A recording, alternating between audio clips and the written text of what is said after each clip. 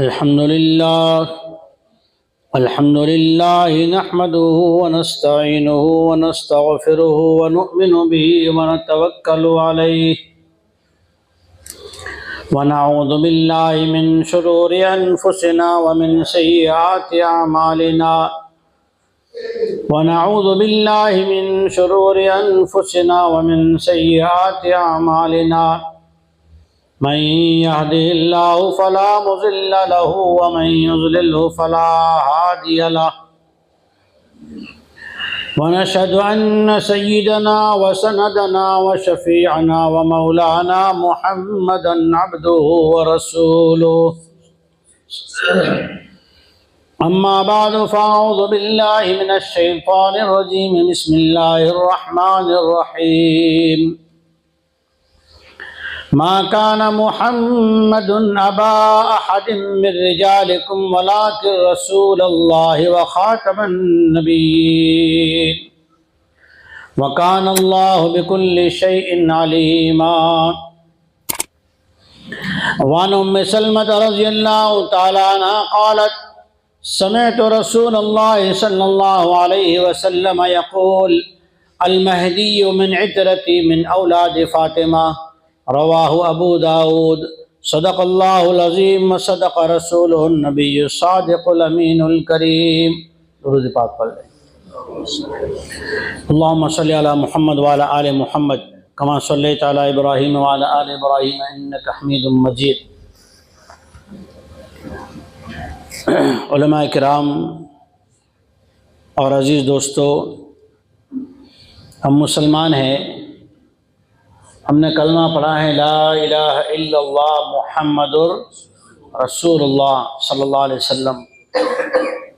سب سے پہلے یہ کلمہ پڑھنے کے بعد ہم نے اس بات کا اقرار کیا کہ اللہ کے سوا کوئی معبود نہیں ہے، اللہ کے سوا کسی کی عبادت نہیں کریں گے، اللہ کے سوا کسی کی پرستش نہیں کریں گے، اللہ کے سوا کسی کے سامنے سر نہیں جھکائیں گے۔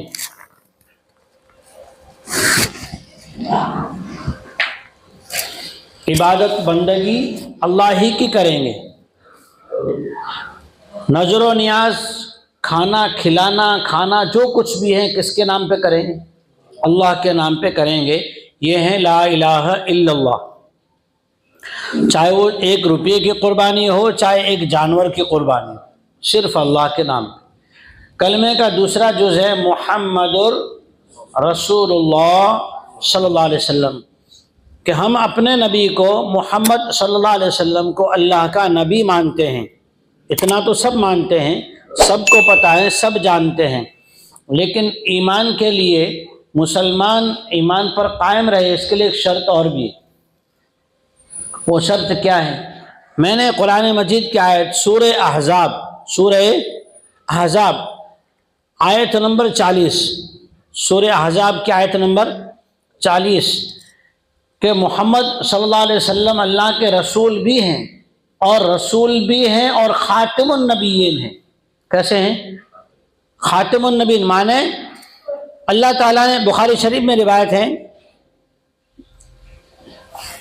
ہمارے آپ کے نبی خاتم النبیین جناب محمد مصطفیٰ صلی اللہ علیہ وسلم نے فرمایا میں اللہ تبارک و تعالیٰ کی طرف سے بھیجا ہوا آخری رسول ہوں۔ کون سے رسول؟ آخری رسول۔ جیسے کوئی بھی سامان پیک ہوتا ہے نا، پیک ہو کے جب وہ سامان روانہ ہوتا ہے، کسی جگہ بھیجا جاتا ہے تو اس پر مہر لگتی ہے، اس پر آخری اسٹیمپ لگائی جاتی ہے، سگنیچر لگائے جاتے ہیں۔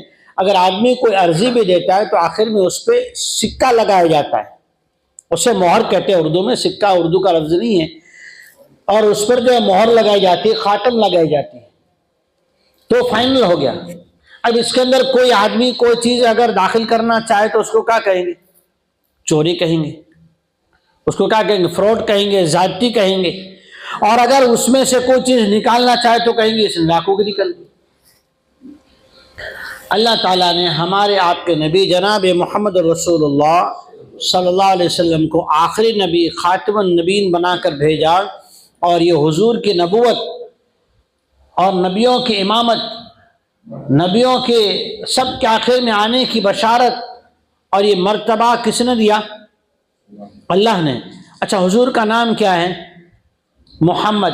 ابا کا نام عبداللہ، دادا کا نام عبد المطلب۔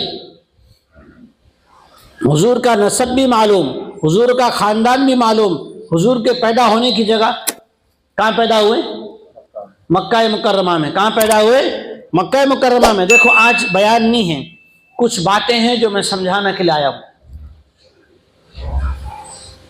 حضور مکہ میں پیدا ہوئے، 53 سال کی عمر تک، نبوت کے بعد 13 سال تک مکہ میں رہے۔ پھر کہاں ہجرت فرما کر کہاں گئے؟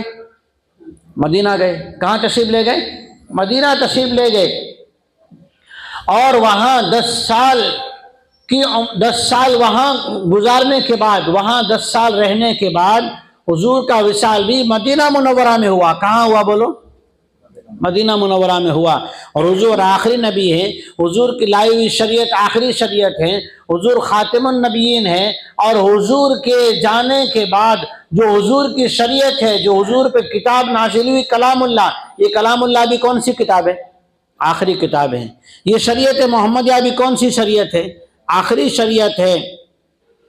اسی لیے اللہ قرآن میں فرماتے ہیں فَإِن تَنَازَعْتُمْ فِي شَيْءٍ فَرُدُّوهُ إِلَى اللَّهِ وَالرَّسُولِ، جب کسی بات میں تمہیں سمجھ میں نہ آئے، دلیلیں آپس میں ٹکرا جائیں، عقل آپس میں ٹکرا جائے کہ کیا کرنا چاہیے، تو تم کلام اللہ کو دیکھنا اور سنت رسول اللہ کو دیکھنا۔ یہ راستہ ہے۔ کہیں اختلاف ہو تو راستہ کون سا؟ کہ کلام اللہ اور سنت رسول اللہ۔ ہمارے نبی آخری نبی ہیں، اب قیامت تک کوئی نبی آئے گا نہیں آئے گا۔ ہم ایک بات تو جان گئے کہ ہمارے نبی آخری نبی ہیں، نبی کا نسب بھی جانتے ہیں، لیکن اپنے بچوں کو بھی اور اپنی ذات کو بھی نبی کا نسب یاد کرانا چاہیے، یہ عقیدہ یاد کرانا چاہیے کہ نبی آخری نبی ہیں۔ اب اگر کوئی یہ کہے کہ میں نبی ہوں یا میں جو ہے نبی کا نائب ہوں، تو ایسا ہو سکتا ہے؟ بولو ایسا ہو سکتا ہے؟ اگر کوئی ایسا دعویٰ کرے وہ مسلمان ہو سکتا ہے؟ وہ مسلمان بھی نہیں ہو سکتا، اس لیے کہ ہمارے نبی کے بارے میں اللہ نے کلام مجید میں فرما دیا کہ حضور خاتم النبیین ہے اور قرآن مجید آخری کتاب ہے۔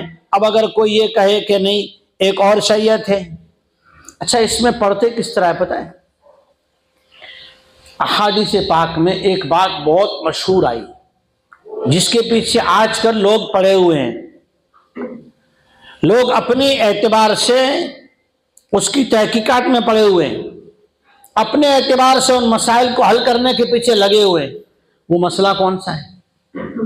میرے آپ کے نبی جناب محمد رسول اللہ صلی اللہ علیہ وسلم نے جو علامت قیامت سے پہلے دجال کے ظاہر ہونے سے پہلے کی جو نشانیاں بیان کی ہے نا، کہ جھوٹ عام ہو جائے گا، اولاد ماں باپ کے نافرمان ہو جائے گی، ماں کو بیٹی جو ہے نوکرانی کی طرح ویوہار کرے گی، بازار میں دغا زیادہ ہوگا، لوگ شریعت سے دور چلے جائیں گے، مسجدیں خالی ہو جائے گی، لوگ جو ہے پرواہ نہیں کریں گے کہ مال حلال آ رہا ہے یا حرام آ رہا ہے، کوئی کسی کو بھلائی کہنے سے ڈرے گا، کوئی کسی کو گناہ سے روکنے سے ڈرے گا، دوستوں سے محبت رکھیں گے، یارانہ مجلسوں میں خرچ کریں گے، ادب احترام کا مظاہرہ کریں گے، ماں باپ کے ساتھ جو ہے سختی سے پیش آئیں گے، شوہر بیوی کا غلام ہو جائے گا، دنیا کے اندر لوگ عورتوں کی بات مان کے چلیں گے، سماجوں میں وہی ہوگا جو عورتیں چاہیں گی، عورتوں کے ڈر کی وجہ سے لوگ جو ہے رسم و ریت رواج کو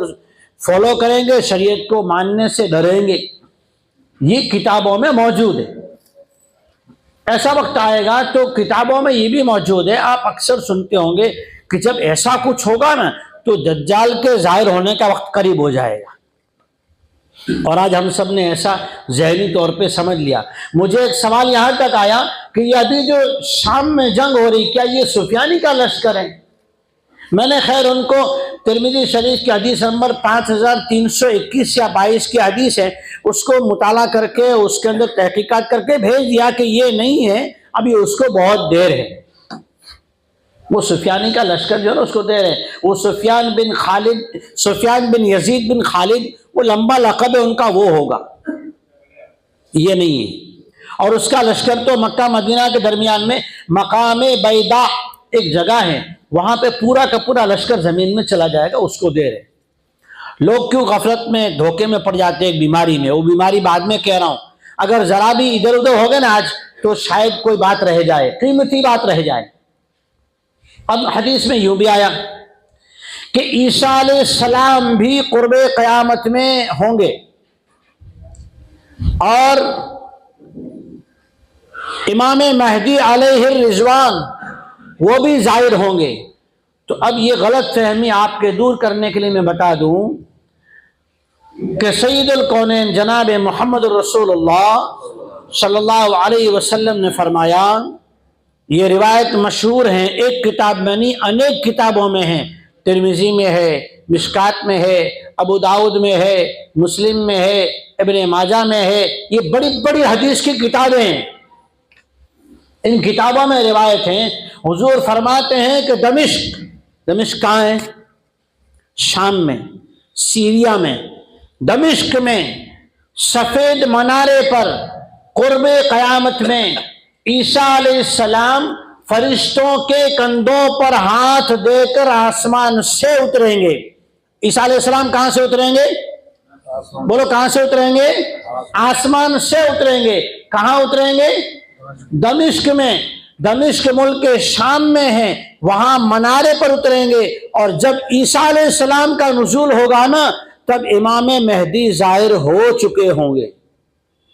اب اگر کوئی یوں کہے میں بھی نائب عیسیٰ ہوں، میں بھی عیسیٰ علیہ السلام کا نائب ہوں، ان کی طرف سے مجھے قائم مقام بھیجا گیا ہے، بتاؤ اس کو مانا جائے یا مارا جائے؟ اسے مارا جائے۔ دلائل پوچھے تو ہمارے پاس لے آؤ، اور اگر نہ مانے تو پھر آپ اس کی جو ہے خیر خبر پوچھو، اپنے اعتبار سے دلائل معلوم کرو۔ عیسیٰ علیہ السلام کی اماں تھی یا ابا؟ اماں تھی، ابا تو نہیں تھے نا۔ کوئی ایسا پیدا ہو جائے کہ میں عیسیٰ ہوں اور پھر اس کا باپ بھی آپ کو میں بتا دوں تو پھر اس کو مانو گے؟ اس سے اپنے آپ کو بچانا ہے، اپنے نوجوانوں کو بچانا، ایسا ہے نام بعد میں لوں گا۔ عیسیٰ علیہ السلام کی اماں تو یوں کہہ رہی ہے وَلَمْ يَمْسَسْنِي بَشَرٌ، مجھے کسی آدمی نے، کسی انسان نے چھوا تک نہیں۔ وہ تو جبریل علیہ السلام اللہ کے حکم سے آئے، پھونک ماری تو حمل ہو گیا، اور عیسیٰ علیہ السلام کی ولادت ہوئی تو عیسیٰ ابن مریم ہے نا، عیسیٰ ابن مریم ہے۔ عیسیٰ علیہ السلام کی ماں کا نام مریم علیہ السلام ہے، اور عیسیٰ علیہ السلام کا ابا ہے نہیں۔ دوسرا مسئلہ امام مہدی، میں نے ایک روایت پڑھی، ایسی بہت ساری روایتیں ترمذی شریف میں، ابو داؤد میں، مشکات میں، ابن ماجہ میں، نسائی میں، معجم طبرانی میں، مسند حاکم میں کئی روایتیں موجود ہیں۔ میرے آپ کے نبی سید الکونین جناب محمد مصطفیٰ صلی اللہ علیہ وسلم نے فرمایا المہدی من عطرتی من اولاد فاطمہ، کہ امام مہدی جو ہے وہ حضرت فاطمہ الزہرا رضی اللہ تعالی عنہ کے خاندان میں ہوں گے۔ اور ایک روایت میں یوں ہے، حضور نے یوں فرمایا کہ مہدی جو ہے وہ حضرت حسن کے خاندان سے ہوں گے۔ حضرت علی رضی اللہ تعالیٰ عنہ ایک مرتبہ اپنے ساتھیوں سے کہنے لگے، یہ جو میرا بیٹا حسن ہے نا، اس کے خاندان میں ایک بندہ ہوگا جس کی بشارت میرے نبی دے کر گئے ہیں، اس کے اخلاق محمد رسول اللہ صلی اللہ علیہ وسلم جیسے اخلاق ہوں گے۔ امام حسن کے خاندان میں امام مہدی ہوں گے۔ اچھا کہاں ہوں گے؟ المہدی من اہل المدینہ، مہدی مدینے سے ہوں گے۔ مہدی کی پیدائش کہاں ہوگی؟ بولو کہاں ہوگی؟ مدینہ شریف میں۔ اگر کوئی مدینہ کے علاوہ کہیں جو ہے اس طرح پیدا ہو کے یوں کہہ دے کہ میں بھی مہدی ہوں، یا مہدی نے مجھے نائب بنا کے بھیجا ہے، مجھے الہام ہوتا ہے، وہی آتی ہیں، یا خواب اچھے اچھے بتائے جاتے ہیں، اللہ کی طرف سے مجھے ولایت اور قطبیت مل گئی ہے، اسے مانا جائے گا؟ یہ تمام احادیث ہیں۔ حضور فرماتے ہیں کہ وہ مدینے میں ہوں گے، اور مدینے سے ہاربن الی مکہ، قرب قیامت میں جس وقت قریش کے اندر بادشاہ کو قتل کر دیا جائے گا اور افراتفری کا ماحول ہوگا، اس زمانے میں، کس زمانے میں؟ اس زمانے میں وہ مہدی مدینے میں موجود ہوں گے، مدینے سے حارباً الی المکہ، مکہ کی طرف بھاگ کر جائیں گے، اس وجہ سے کہ مکہ کے بارے میں قرآن میں کیا کہا کہ مکہ کو اللہ نے بلد امین بنایا۔ کیا بنایا؟ کہ وہاں جا کے مجھے امن مل جائے، ورنہ یہاں پر ہو سکتا ہے کوئی فتنہ ہو اور مجھے ایمان کا خطرہ ہو جائے۔ امام مہدی وہ مکہ جائیں گے، مکہ کے اندر اب مہدی جو ہے اس کے بارے میں حضور نے کہا، ابو داؤد کی روایت ہے، اسمہ المہدی من عترتی یواطئ اسمہ باسمی و اسم ابیہ اسم ابی، او کما قال صلی اللہ علیہ وسلم، حضور فرماتے ہیں مہدی کا نام میرے نام کی طرح ہوگا اور مہدی کے باپ کا نام بھی میرے باپ کے نام کی طرح ہوگا اور میری بیٹی فاطمہ کے خاندان میں ہوں گے۔ تب نام کیا ہوا؟ محمد بن عبداللہ، ماں کا نام آمنہ، حضرت فاطمہ کے خاندان میں آل بیت میں ہوں گے اور حضرت حسن رضی اللہ تعالیٰ عنہ کا نسب ہوگا۔ یہ مدینہ سے چل کے مکہ جائیں گے، مکہ کے اندر، مکہ میں بیت اللہ کی جو جگہ ہے، بیت اللہ میں حجر اسود اور مقام ابراہیم کے درمیان میں امام مہدی کا ظہور ہوگا۔ امام مہدی کا ظہور کہاں ہوگا؟ مکہ میں۔ جگہ کون سی ہوگی؟ حجر اسود اور مقام ابراہیم کے درمیان میں ہوگا۔ اور اب اگر کوئی آدمی دنیا کے اندر یہ کہنا شروع کرے کہ میں نائب مہدی ہوں یا میں نائب عیسیٰ ہوں، تو عیسیٰ علیہ السلام کی تو ماں ہے، باپ نہیں ہے، اور عیسیٰ علیہ السلام تو اترنے والے ہیں، عیسیٰ علیہ السلام تو نزول فرمانے والے ہیں۔ اور آج کے دور میں بھی ایک فتنہ ایسا چلا ہے جس سے ہم لوگ واقف نہیں ہیں، لیکن علامہ گوگل، یہ جو یوٹیوب ہے نا، یعنی اپنے جن علماء کو جانتے ہیں، ان کے علاوہ کی باتیں سننے کے جو شوقین حضرات ہیں، وہ ایسے فتنوں میں پھنستے ہیں۔ اور وہ فتنہ کون سا ہے جانتے ہو؟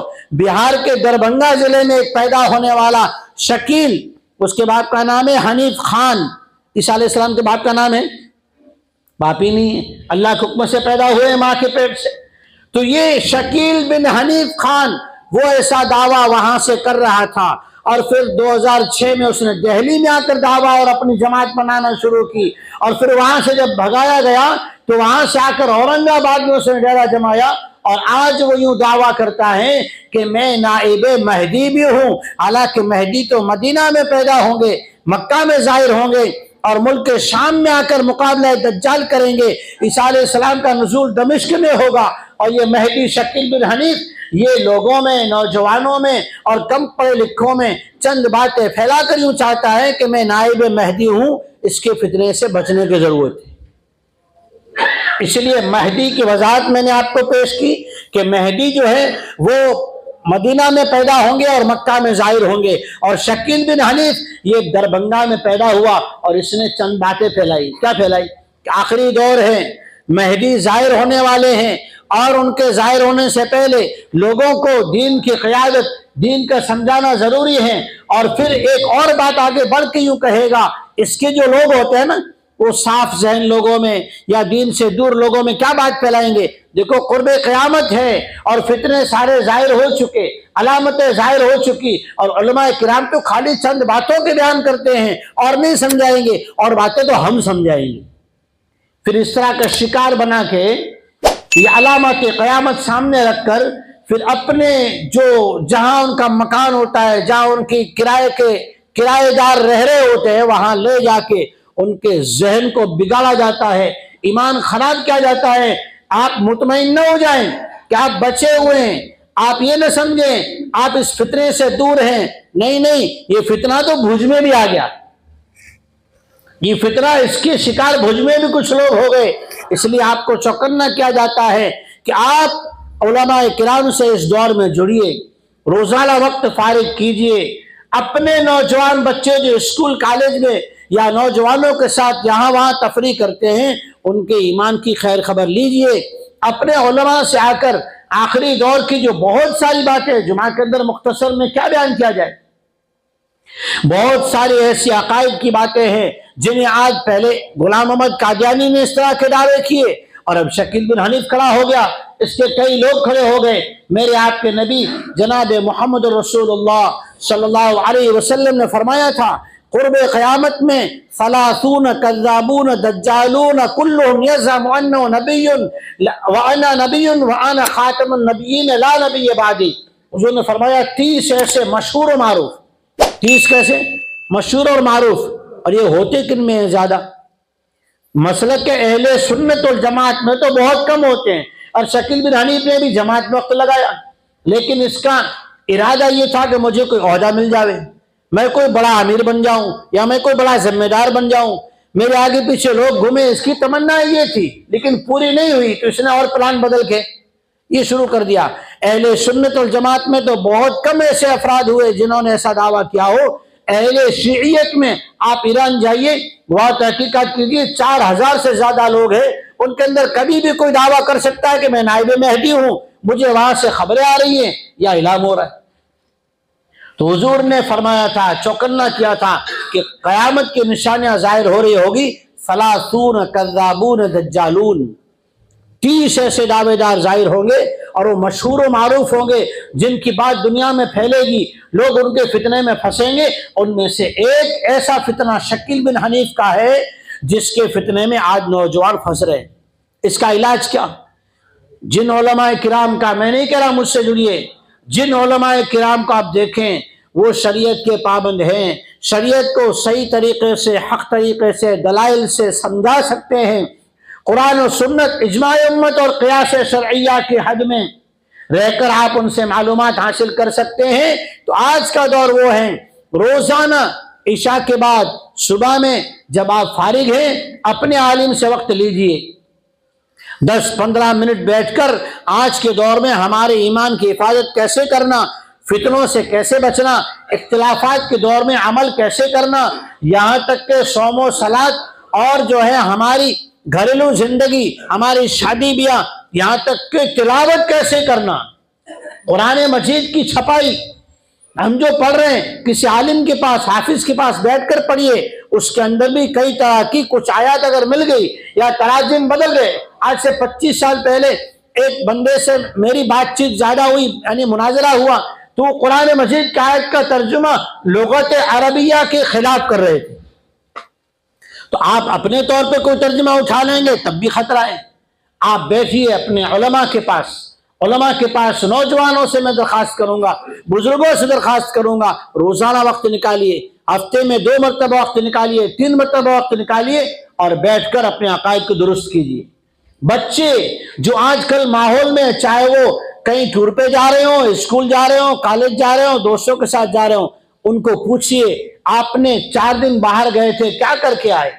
صبح سے شام تک رہے، کیا پڑھ کے آئے، کیا سیکھ کر آئے؟ وہ مطالعہ کس چیز کا کر رہے ہیں، کس چیز کی اسٹڈی کر رہے ہیں، کون سی گیم کھیل رہے ہیں، کون سی سائٹ دیکھ رہے ہیں؟ ایمان کی حفاظت جان سے زیادہ ضروری ہے۔